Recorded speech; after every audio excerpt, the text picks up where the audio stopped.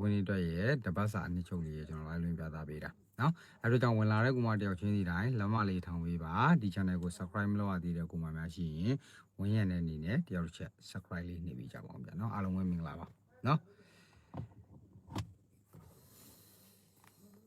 တတိတိလေးရင်ပြောမှမှတ်ပေးနော်တတိတိလေးရင်ပြောမှတတိတိလေးမှတ်ပေးပါနော်တတိတိပြောပေးမယ်နော်တတိတိက2ခွန်ရယ်480ရယ်နော်2ခွန်480ပြီးလို့ရှိရင်116 226မှတ်မိလားမသိဘူး116တရားလောက်မှန်းလိုက်ဗျာကျွန်တော်ပြန်ထောက်ပေးမယ်နော်တတိတိရင်ပြောပေးမယ်ချက်လောက်မှတ်လိုက်တတိတိဒီ2ခွန်ရယ်480ရယ်ပြီး116 226 116ရယ်226ရယ်ပြီးရင်1 2 3 2 1ကဲ3 2 1ကဲ1 3 2ကဲနော်တရားလောက်မှန်းပြီဗျာ1 1ခွန်480 116 226ပြီးလို့ရှိရင်3 2 1ကဲနော်3 2 1ကဲ1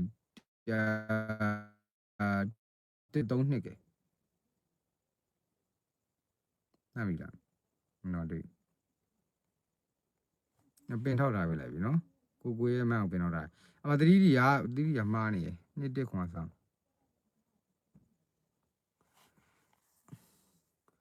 ဒီက2 1ခွန်ရဲ့480 116 226 1 3 2ကဲ3 2 1ကဲဟုတ်တယ်အဲ့ဒါတဲ့ပဲထိုးမယ်နော်ကနန်း6ကွက်သတိဒီ6ကွက်ပဲနော်သတိထိုးမဲ့ကောင်ကအဲ့ဒီကနန်း6ကွက်လေးထိုး100ဝတ်တက်နိုင်100ဝတ်ထိုးပြန်200ဝတ်တက်နိုင်200ဝတ်ထိုးနော်အဖွဲ့ဝင်လူအောင်နေကျွန်တော်ပြောရမယ်ငွေအဖွဲ့ဝင်လူအောင်နေငွေလဲဆက်လက်ပို့ကြမလို့ငွေလဲကြမလို့ကျွန်တော်ဒီဘက် free ပို့ပေးမှာနော်ဒါကျွန်တော်ကိုမတွေကိုလုပ်ပေးနိုင်တဲ့အရာရောက်အကောင်းဆုံးလုပ်ပေးတာပဲကနန်းလေးလည်း Viber group မှာတင်ထားပြီးသွားပြီ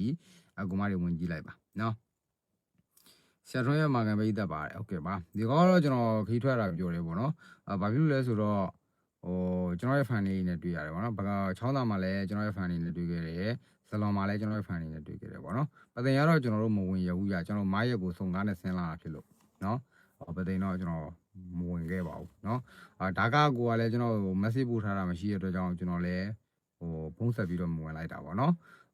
အဲ့ဒါကြောင့်မလို့ပါနော်ဇလွန်ကတော့တလဲဆန်ဆန်ပဲဇလွန်မှာလည်းကျွန်တော် fan တယောက်နဲ့ကျွန်တော်ရဲ့အဖွဲ့ဝင်တယောက်နဲ့တွေ့ခဲ့ပါတယ်နောက်ကျွန်တော်တို့ချောင်းသားမှာလည်းတွေ့ခဲ့ပါတယ်2ယောက်နော် fan 2ယောက်နဲ့တွေ့ခဲ့တယ်ဇလွန်မှာလည်းတွေ့ခဲ့နော်နောက်လည်းတွေ့မှာပါနောက်ပုံမှန်လေးနဲ့နော်ဟာရီကိန်းပြန်လာရင်ကောင်းမယ်တော့ဆရာတော့ခေါ်လေဟာရီကိန်းတော့ခေါ်ဘယ်မှာရှိလဲဆိုမန်းလေးမှာရှိရလို့ကြားတယ်တော့ခေါ်လိုက်နော်ဆရာလည်း6 3ကန်ဖြစ်လာမဖြစ်ဘူးမဖြစ်ဘူးနော်317ကမင်္ဂလာပါနော်ကိုမရဲ့ဒီကဆောမှာဒီ619ပါတယ်619 break အပူးမှု6ဘူးမှု619ပါတယ်619 break ကိုဘာကြောင့်ပေးလဲဆိုရင်ဒီဘက်မှာ break အပြင်6 break ကဆင်းဖို့များတာနော်ရာခိုင်နှုန်းအပြင်အများဆုံးဖြစ်တယ်6 break ဆင်းဖို့ကအဲ့တော့ကြောင့်619ပါတယ်619 break ကိုဆော့ဟုတ်ပြီလားနော်619ပါတယ်619 break မှန်လေးကိုတော့လက်မလေးထောင်ပြီးနော်ကိုမရအားလုံးပဲကိုရုံးနဲ့ဟင်းဇလွန်နဲ့ဟင်းသရာကနီးရယ်ဟုတ်တယ်နော်ဇလွန်ပဲဝင်ခဲ့တာလေဇလွန်ကနေပြန်ပြီးတက်လာတာနော်ညမိုးချုပ်တော့ရန်ကုန်ပြန်ဝင်တာအားကြောင့်လူကတော့ဆက်ထိုးမှာနော်168ကို2395ခွန်နဲ့ကတာပေတံသမားတွေကပေတံဆော့မယ်နော်ပေတံသမားတွေကပေတံဆော့မယ်ပေတံဘယ်လိုရရတယ်ဆိုတော့သိတယ်အဲကြောင့်ပေတံသမားတွေပေတံဆော့ပါနော်ပြီးလို့ရှိရင်မူတမူကိုင်မယ်ဆိုလို့ရှိရင်6ဘူးရဲ့မူကိုင်ပါ619ပါတယ်619 break ပါနော်619ပါတယ်619 break ပါ6ဘူးမူပါနော်6ဘူးမူကိုလို့ဘာကြောင့်လဲဆိုရင်နောက်ဘူးရဲ့ကိုဆေးဖြစ်တယ်ဗျာကျွန်တော်ပြောချင်တာ9ဘူးမူ3ဘူးမူ10ဘူးမူဘလောက်ပဲဖြစ်ခဲ့နောက်ဘူးထွက်တယ်အဲ့ဒီကြောင့်နောက်ဘူးဒီတောက်ကြနေမှာထွက်လာတာပြနောက်ဆုံးပိတ်ပူကောင်းတာပေါ့ဗျာဒါပေမဲ့တောက်ကြနေမှာထွက်ကြဖြစ်တဲ့အတွက်ကြောင့်6ဘူးမူဆော့မယ်619ပါတယ်619 break ဒါပဲနော်619ပါတယ်619 break ပါ6ဘူးမူဆော့ပါနော်ပြီးလို့ရှိရင်ပေတံဆော့ပါအဲ့မှာပေတံတဲ့ကဏ္ဍနေ619 break မှာအများကြီး6 break break ဆိုတော့ပေတံတဲ့ကဏ္ဍနေအများကြီးနော်အားလေးဆော့ပါနော်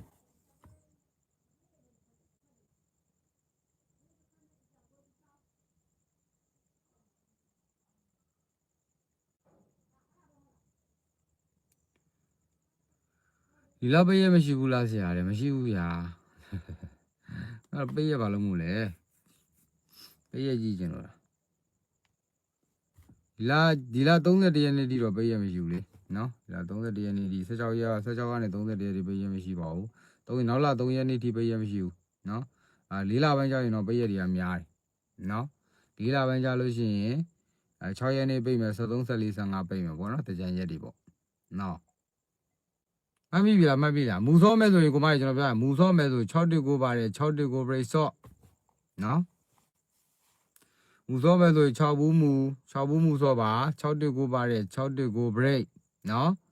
လိုက်မှတ်ချင်တယ်တဲ့လိုက်မှတ်ပါ6ဘူးမူဒီ619ပါတယ်619 break ပါနော်ဆရာတို့ချင်းကနေမှာပင်ထောက်ထားပြီးရလေ219ရဲ့480ရဲ့116 226 132 321အဲ့မှာကနန်း6ကွက်လေပင်ထောက်ထားပြီးရလေအဲ့မှာပြည်ဖြိုးအောင်ရဲ့ဘာကိုပင်ထောက်ထားပြီးတယ်အဲ့မှာမှတ်လိုက်လေ219ရဲ့480ရဲ့116ရဲ့226ရဲ့132ကဲ321ကဲအဲ့ဒါ6ကွက်တကြံမှာဘယ်ရက်ပဲ3ရက်တစ်ပတ်က3ရက်ပဲတယ်တစ်ပတ်က1ရက်ပဲတယ်နော်တစ်ပတ်ကတနင်္လာအင်္ဂါပေါ့တနင်္လာနေ့ပဲတယ်နောက်တစ်ပတ်ကြာလို့ရှိရင်တနင်္လာအင်္ဂါပေါ့တပူပဲတယ်နော်အဲ့ဒီကဆောမဆောနဲ့9ဘူး6ဘူးမှု2ဘူးဆိုတော့ဘယ်မှုဆောအောင်ကျွန်တော်ပြောနေရအောင်နားမကြားတာလားမသိဘူးပေါ့နော်မသိတာလားအခုမှဆောမယ်ဆိုရင်6ဘူးမှုဆော့ဟုတ်ပြီလား619ပါတယ်619 break ဆော့မယ်ဒါပဲကျွန်တော်ပြောပွားပြီဟုတ်ပြီလား619ပါတယ်619 break ဆော့မယ်ဒါပဲကျွန်တော်ပြောပွားပြီ619ပါတယ်619 break ဆော့မယ်မလားဆော့ဒါရပြီပြီးလို့ရှိရင်မဟုတ်ပါဆရာပြောတဲ့မူလေးတွေဆော့တော့အဆင်ပြေပါတယ်ဒါဘလုံးမူဆော့ရလူကြံခဲ့ပါဒါဘလုံးအဆင်ပြေတောက်ကြနေတိအဆင်ပြေတယ်ဗျာနော်ကဲပေါက်ပတ်တီ6ပတ်တီ1ပတ်တီပေးခဲ့တယ်နှလုံးပတ်လို့ပြောတာပတ်နိုင်ပတ်တယ်ကျွန်တော်ဖွဲ့ဝင်တာတစ်လုံးနဲ့ပတ်ခိုင်းတာ6ပတ်တီနော်ကဲနော်ကျတို့ရဲ့ကိုကြီးရဲ့ဘယ်ပြောနေလဲဗျဘယ်ပြောနေပါမျိုး6ဘူးမှုစော့619ပါတယ်619 break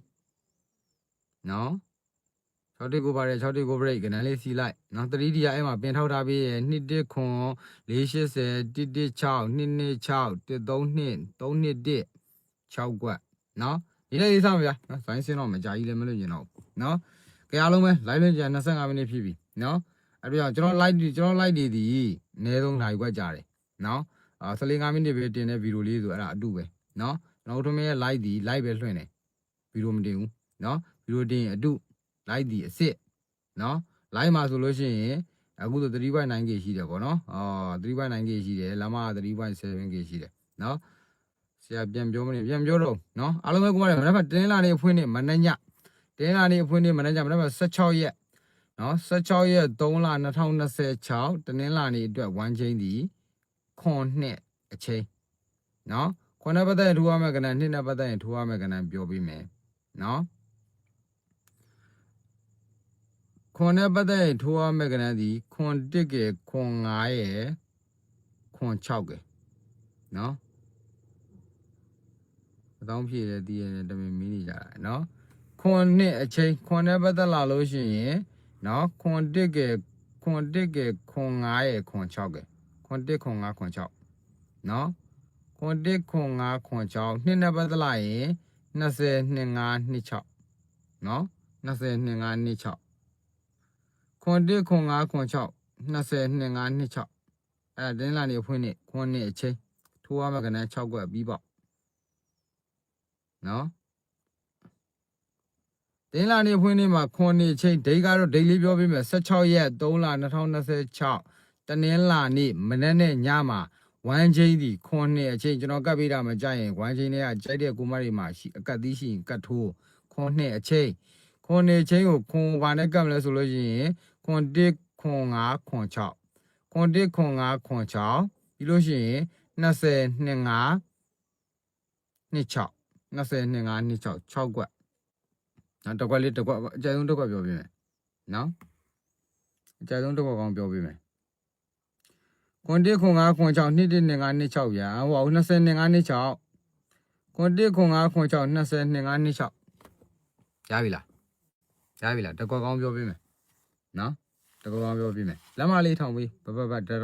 နောက်မှဝင်ကြည့်တဲ့ကောင်မလက်မလေးထောင်ပေးပါစူဘူးကလေးရှိဖြုတ်ရှုပ်လို့စူဘူးမှမစူနဲ့နော်ဆိုမစူမဲ့ဆိုရင်ကျွန်တော်တေချာပြန်စစ်ပြီးမှပြောပေးမယ်တော့ဆိုကျွန်တော်လည်းစူဘူးတိတ်မပေးချင်တော့ပေးရအထွက်သိနေတာကြာနေပြီမထွက်ဘဲနဲ့ဟိုတိုင်ပတ်နေတာနော်အဲ့ဒါကြောင့်ကျွန်တော်ဖြုတ်မှထွက်မယ်ထင်တယ်အဲ့ဒါကြောင့်ကောင်မရအောင်လည်းလေးရှိဖြုတ် နော်ခွန်နေချင်းကိုဘယ်ခွန်ကျွန်တော်ကနန်းခေါ်ပေးတာလေအာယုံလေးစိုက်ပြီလေကိုမတွေဘာတွေမန်းနေတာရှောင်းလာနေရဒီကနောက်လူတွေတွေ့ပါရင်ပေါက်ကြရထင်နေလိမ့်မယ်ဥထုံးမေးပြရကနန်း6ခွက်ပြီးပေါ့ခွန်နှစ်အချင်းခွန်ဆိုလို့ခွန်ဆိုရင်ခွန်1ခွန်5ခွန်6ခွန်နဲ့ပတ်သက်ရင်ခွန်1ခွန်5ခွန်6နောက်ပြီးလို့ရှိရင်နှစ်နဲ့ပတ်သက်ရင်20နှစ်5နှစ်6 20နှစ်5နှစ်6ခွန်1ခွန်5ခွန်6နော်မိန်တကွက်ကောင်းကြိုင်ထိုးနဖန်တော့ကိုတင်းလာနေအဖွင့်နေတော့ကိုတကွက်ကောင်းသည်နော်တကွက်ကောင်းမိန်ထိုးရမဲ့ကွက်သည်မနဖန်တင်းလာနေမနညမှာမိန်ကွက်သည်ခွန်6 86တကွက်ကောင်းခွန်6 86တကွက်ကောင်းမှာတင်းလာနေမနညပါ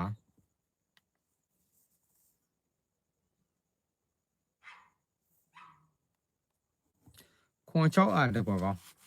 နော်ခွန်6တကွက်ကောင်းပါအဲ့ဒါကိုမတွေအားလုံးပဲမူကဘာမူတွေရှိလဲဆိုလို့ရှိရင်6ဘူးမူစော့မယ်619ပါတဲ့619 break တစ်ချက်နော်5ဘူးမူထားလိုက်6ဘူးမူပဲစော့ရှုပ်လို့ကျွန်တော်ကမူတစ်ချက်ရှိတာကိုကျွန်တော်ဟိုဟာပေးဒီဟာပေးဟိုဟာလောက်အောင်ဒီဟာလောက်အောင်အဲ့လိုမေးမျိုးလဲအမေးမခံနိုင်ဘူးမိုင်းခံမယ်မိုင်းဆမ်းမယ်တမူပဲချမယ်6ဘူးမူ619ပါတဲ့619 break break က6 break ကြားမှာမလို့619ပါတဲ့619 break စော့တာလာလိမ့်မယ်ဒီတစ်ပတ်နော်အဲ့ပြီးလို့ရှိရင်ပေတံသမားတွေပေတံစော့ဦးလုံးမင်းဘာမူပေးလဲဆိုဒီမူတမူပဲပေးတယ်6ဘူးမူနော်ရှုံးရင်ရအောင်ယူပေါ့ဗျာနော်မြဲ့ရင်လဲမြဲ့အောင်ယူပေါ့နော်အဓိကတော့ဒီကမှပေတံသမားတွေကပေတံစော့မူတမူစော့မဲ့ဆို6ဘူးမူစော့619ပါတယ်619 break နော်မနေ့ကတင်းလာနေဖွင့်နေတော့ကိုနေတိုက်ထိုးမဲ့ဆို main တစ်ကွက်ကောင်းသည်86 main or တစ်ကွက်ကောင်းခွန်6ခွန်နဲ့ပတ်သက်လာရင်ခွန်1ခွန်5ခွန်6နှစ်နဲ့ပတ်သက်လာရင်20 25 26အားလုံးပဲကိုမှပါတယ်ဘိုင်ဘိုင်